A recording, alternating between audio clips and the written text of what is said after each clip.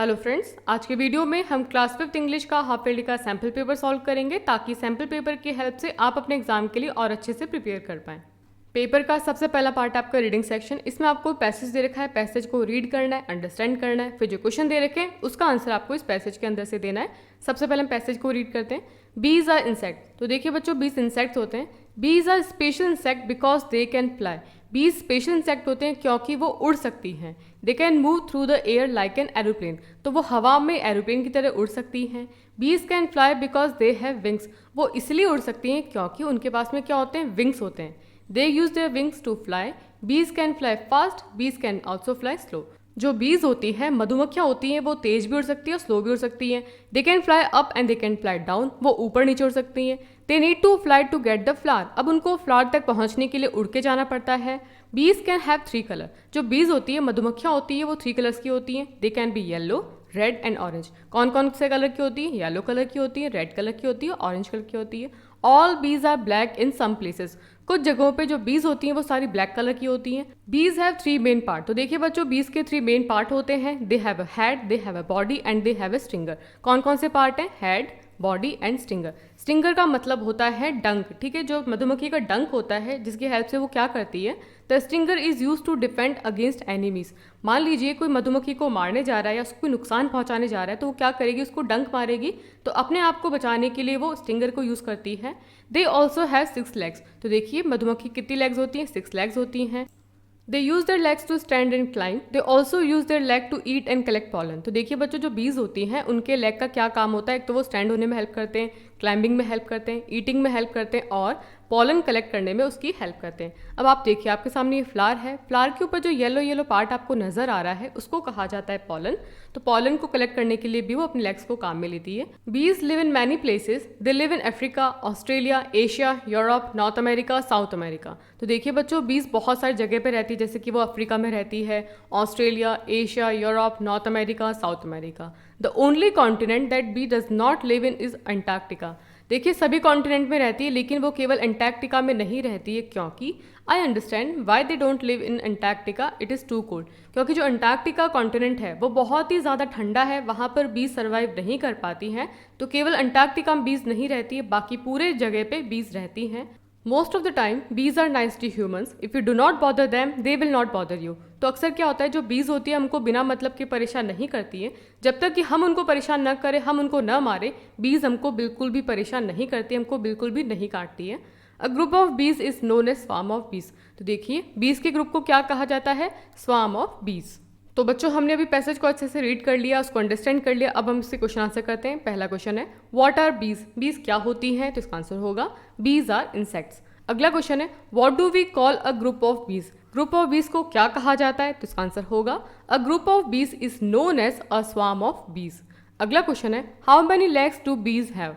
बीज की कितने लेग्स होती हैं? तो इसका आंसर होगा बीज हैव 6 लेग्स। अगला क्वेश्चन है, what is the stinger is used for? जो उसका स्टिंगर होता है, उसका डंक होता है, उसका क्या काम होता है? तो इसका आंसर होगा the stinger is used to defend against enemies. अगर उनको जो एनिमीज परेशान करते हैं तो दुश्मनों से बचने के लिए वो स्टिंगर को काम में लेती है।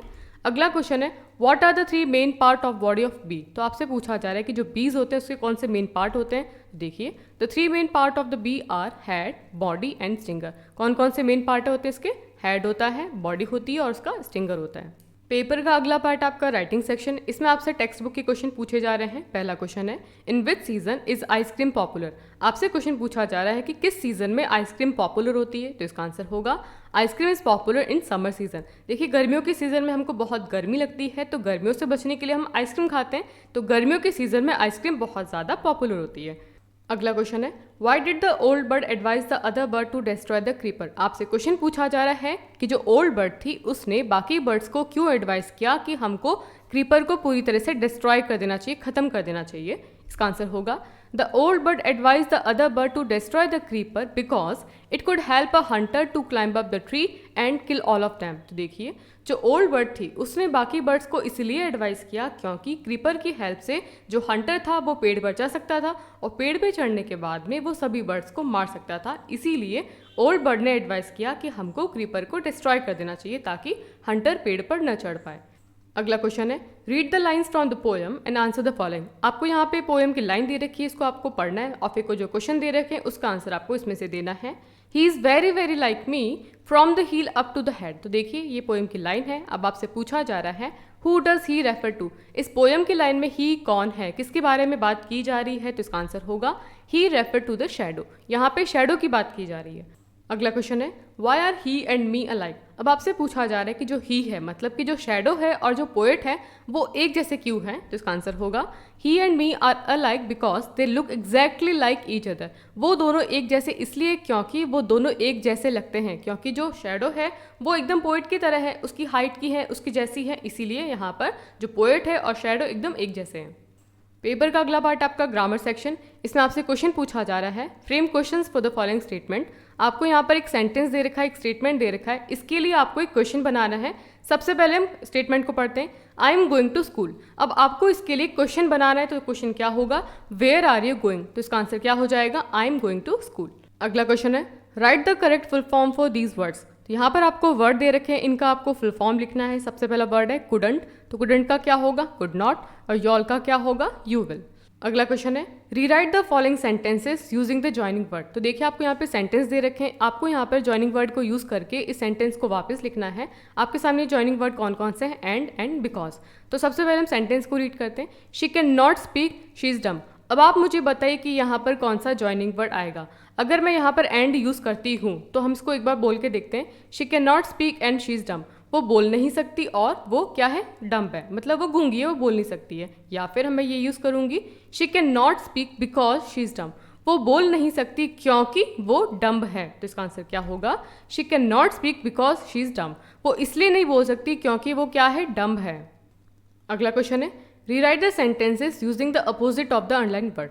अब आपको यहाँ पे सेंटेंस दे रखा है और एक वर्ड के नीचे आपको अंडरलाइन कर रखा है। इस वर्ड का अपोजिट लिख के आपको वापस सेंटेंस को लिखना है।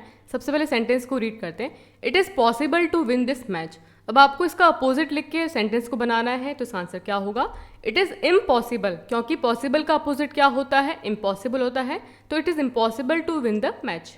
अगला क्वेश्चन है rearrange the sentence in order. तो देखिए बच्चों आपके सामने यहाँ पे जंबल वर्ड लिख रखे हैं, इनको आपको ऑर्डर में अरेंज करना है, फिर सेंटेंस फॉर्म करना है। सबसे पहले वर्ड की बात करते हैं, pond, jump, the dog, into the. तो इसको हम अरेंज करते हैं और फिर सेंटेंस बनाते हैं, तो इसका आंसर क्या होगा, the dog jumped into the pond. अगला क्वेश्चन है make the opposite by prefixing mis, ir, un. तो देखिए यहाँ पे आपको वर्ड दे रखा है रिस्पॉन्सिबल, इसका आपको अपोजिट बनाना है प्रीफिक्स यूज करके। अब आप बताइए कि यहाँ पे हम कौन सा प्रीफिक्स यूज करेंगे, मिस, इर या फिर अन। देखिए हम यहाँ पे प्रीफिक्स यूज करेंगे इररेस्पॉन्सिबल। रेस्पॉन्सिबल का अपोजिट क्या हो जाएगा, इररेस्पॉन्सिबल। अगला क्वेश्चन है circle the noun in the given sentence. अब आपको यहाँ पे सेंटेंस दे रखा है, यहाँ पर आपको नाउन के ऊपर सर्कल करना है। तो आप जानते हैं कि नाउन का मतलब क्या होता है, noun is the name of a person, place और अ थिंग। अगर किसी सेंटेंस में किसी का नाम आ रहा है, किसी जगह का नाम आ रहा है, किसी चीज़ का नाम आ रहा है, तो वो क्या होता है, हमारा नाउन। तो आपके सामने यहाँ पे सेंटेंस है, Reema is a good girl. अब आप मुझे बताइए कि यहाँ पे नाउन क्या है, क्योंकि जो रीमा है वो किसी इंसान का नाम है और हमने अभी बात की कि नाउन क्या होता है, जिस किसी सेंटेंस में अगर किसी इंसान का नाम आता है, किसी चीज़ का नाम आता है, किसी जगह का नाम आता है, तो वो होता है हमारा नाउन। तो रीमा यहाँ पे क्या है, नाउन है। अगला क्वेश्चन है change the sentence into simple past. अब आपको यहाँ पे सेंटेंस दे रखा है, सना राइट्स वेल। अब आपको इसको सिंपल पास्ट में कन्वर्ट करना है, तो इसका आंसर क्या होगा, सना रॉट वेल, क्योंकि राइट का क्या हो जाएगा, रॉट हो जाएगा। तो हमने सेंटेंस बनाया सना रॉट वेल। अगला क्वेश्चन है what do we call a group of. अब आपसे यहाँ पूछा जा रहा है a dash of cows. Cows के ग्रुप को क्या कहा जाता है, तो इसका आंसर होगा हर्ड। काउ के ग्रुप को हर्ड कहा जाता है। अगला क्वेश्चन है fill the blanks with the correct form of verb given in bracket. अब आपको यहाँ पे ब्रैकेट में फॉर्म ऑफ वर्ब दे रखी है, आपको सेंटेंस को पढ़ के बताना है कि यहाँ पे कौन सी फॉर्म आएगी। सबसे पहले सेंटेंस को रीड करते हैं, last Sunday we dash to Delhi. अब आपसे ध्यान से देखना, यहाँ पे बात की जा रही है लास्ट संडे, मतलब कि पास्ट की बात की जा रही है। यहाँ पर आपके सामने गो है और वेंट है। अगर प्रेजेंट टाइम में बात की जाती तो गो आता, लेकिन यहाँ पे पास्ट की बात की जा रही है, तो यहाँ पे क्या आएगा, last Sunday we went to Delhi. Paper का अगला पार्ट आपका क्रिएटिव राइटिंग। इसमें आपसे क्वेश्चन पूछा जा रहा है, observe the picture and right 5 lines on it with the help of clue. तो यहाँ पर आपको बॉक्स में क्लू दे रखा है, हिंट दे रखा है, painting, swing, football, reading, sitting, park and happy. अब आपको इनकी हेल्प से 5 लाइन्स लिखनी है। सबसे पहले पिक्चर को ऑब्जर्व करते हैं। तो पहली लाइन क्या लिखेंगे हम, this is seen of park. ये किसका सीन है, पार्क का सीन है। One boy is reading book, एक बच्चा क्या कर रहा है, बुक पढ़ रहा है। दूसरा क्या है, a girl is making a painting, ये जो लड़की है वो क्या कर रही है, पेंटिंग बना रही है। 2 boys are playing with football, 2 बच्चे हैं वो फुटबॉल के साथ में खेल रहे हैं। और everybody is looking very happy, और हर कोई बहुत ही ज़्यादा खुश लग रहा है। अगला क्वेश्चन है, right 5 sentences about your favourite pet animal. अब आपको यहाँ पे आपके फेवरेट पेट एनिमल के बारे में 5 सेंटेंसेस लिखने हैं। देखते किस तरीके से लिखेंगे हम। I have a pet dog and his name is Rocky. तो मेरा पेट एनिमल क्या है, डॉग है, उसका नाम क्या है, रॉकी है। अगला पॉइंट लिखेंगे, he is 3 year old, huge built, black colour, Rottweiler dog. तो देखिए वो कितने साल का है, 3 साल का है। कैसे कलर का है, ब्लैक कलर का है, और उसकी ब्रीड क्या है, वो रॉटविलर डॉग है। अगला पॉइंट लिखेंगे हम, his favourite food is rice, meat and milk. उसके फेवरेट फूड के बारे में लिखेंगे। अगला पॉइंट है, every morning he wakes me up and we both go for morning walk. हर सुबह वो मुझे उठाता है और हम दोनों मॉर्निंग वॉक पे जाते हैं। अगला पॉइंट है, he is like family member to us and every one loves him. वो हमारे फैमिली मेम्बर की तरह है और हमारे घर के सभी लोग उसको बहुत ही ज़्यादा प्यार करते हैं। तो इस तरीके से आप अपने फेवरेट पेट एनिमल के बारे में 5 सेंटेंस लिख सकते हैं। पेपर का अगला पार्ट आपका स्पेलिंग। इसमें आपसे क्वेश्चन पूछा जा रहा है, ऐड UN, LY और डिस। अब आपके सामने ये 2 वर्ड दे रखे हैं, इनमें आपको ऐड करना है, या फिर आप UN यूज़ कर सकते हैं, LY यूज़ कर सकते हैं और डिस यूज़ कर सकते हैं। इनको यूज़ करके आपको एक नया वर्ड बनाना है। तो सबसे पहले हम बात करते हैं क्लियर की। तो क्लियर में हम जब LY को ऐड करेंगे तो हमारा नया वर्ड क्या बनेगा, क्लियरली। और इम्पॉर्टेंट में अगर हम अन यूज़ करेंगे, अन ऐड करके हम क्या बनाएंगे, अनइम्पॉर्टेंट। अगला क्वेश्चन है, filling the missing letters and complete the sentence. तो देखिए आपके सामने यहाँ पर एक सेंटेंस दे रखा है, लेकिन यहाँ पर एक वर्ड दे रखा है जिसके कुछ लेटर मिसिंग है। इनको फिल करके आपको इस सेंटेंस को कंप्लीट करना है। Hari a little boy trouble other children. Hari छोटा बच्चा है जो बाकी बच्चों को क्या करता है, परेशान करता है। तो अब आपको यहाँ पे ट्रबल की स्पेलिंग लिखनी है। क्या लिखेंगे हम, TROUBLES। ठीक है, ट्रबल्स अदर चिल्ड्रन। अगला क्या है, भैया रॉट एन ऐसे ऑन पंक्चुअलिटी। हम क्या लिखेंगे यहाँ पे, भैया रॉट्स एन ऐसे ऑन PUNCTUALITY। तो ये हमारी स्पेलिंग कंप्लीट हुई।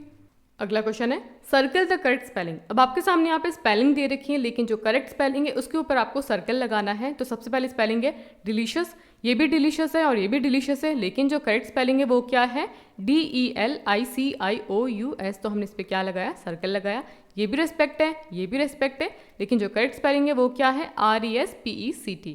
अगला क्वेश्चन है, make 2 word out of the given words. तो देखिए यहाँ पे आपके सामने वर्ड दे रखा है यस्टरडे, इससे आपको 2 नए वर्ड बनाने हैं। तो हम क्या बनाएंगे, येस एंड डे। देखिए आपके सामने ये वर्ड था यस्टरडे, इससे हमने क्या लिया, YES से तो हमने येस लिया और DAY से हमने डे लिया। अगला क्वेश्चन है, मेक करेक्ट वर्ड्स फ्रॉम। अब आपके सामने ये वर्ड दे रखा है जो जंबल फॉर्म में दे रखा है, ONINIOP। इससे वर्ड क्या बनेगा, ओपिनियन, OPINION। ठीक है। हमारा अगला पार्ट होता है हैंड राइटिंग। आपके सामने ये पैराग्राफ दे रखा है, इसको आपको नीटली और बहुत ही क्लियरली आपको लिखना है ताकि आपको उसमें फुल मार्क्स मिल सके। तो देखिए बच्चों, आज के वीडियो में हमने आपका इंग्लिश का सैम्पल पेपर सॉल्व किया। आई होप ये सारे क्वेश्चंस आपके लिए बहुत ही ज़्यादा इंपॉर्टेंट होंगे और आप अपने एग्जाम के लिए अच्छे से प्रिपेयर कर पाएंगे। वीडियो अच्छा लगा तो वीडियो को लाइक करें, दोस्तों के साथ शेयर करना है, चैनल पर नए हैं तो चैनल को सब्सक्राइब करना है। Thanks for watching.